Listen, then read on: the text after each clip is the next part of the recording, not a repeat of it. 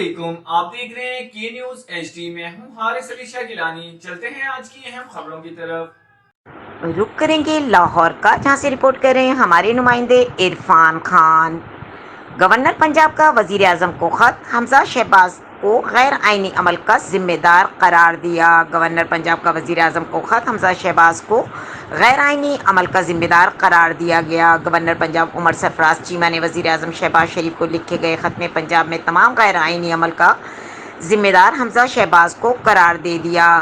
Governor Punjab نے وزیر اعظم شہباز شریف کو خط لکھ دیا۔ خط پنجاب کے سیاسی بحران اور آئینی تعطل کے بارے میں لکھا گیا۔ خط کے متن میں کہا گیا کہ عثمان بزدار کا بطور وزیر اعلیٰ استعفیٰ متنازع ہے۔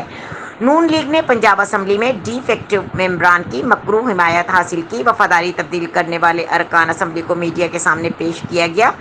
گورنر پنجاب نے کہا کہ وزیر اعلیٰ کو متنازع الیکشن کے لیے لاہور ہائی کورٹ سے رجوع کیا گیا۔ پنجاب میں تمام غیر آئینی عمل کا مرکزی کردار حمزہ شہباز ہے۔ انہوں نے وزیر اعظم کا بیٹا ہونے کا فائدہ اٹھایا۔ خط کے متن میں کہا گیا کہ متنازع الیکشن کی رپورٹ پنجاب اسمبلی سیکریٹریٹ میں مجھے بھجوائی۔ سیکریٹری اسمبلی نے فراڈ الیکشن سے متعلق قانون کی خلاف ورزیوں سے آگاہ کیا۔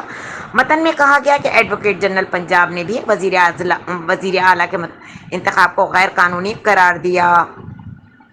ایڈوکیٹ جنرل نے ڈپٹی اسپیکر کے نتیجے میں بھی قانونی خامیوں کی نشاندہی کی۔ گورنر پنجاب نے کہا کہ میں نے صدر پاکستان کو خط لکھ کر حقائق سے آگاہ کر کے رہنمائی مانگی۔ حالیہ الیکشن پنجاب اسمبلی کے 100 سالہ تاریخ پر سیاہ دھبا ہے۔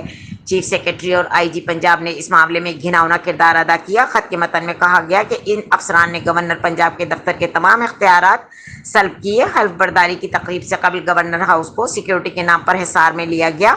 چیف سیکریٹری نے ہائی کورٹ کے حکم کو جواز بنا کر گورنر کو دباؤ میں لانے کی کوشش کی۔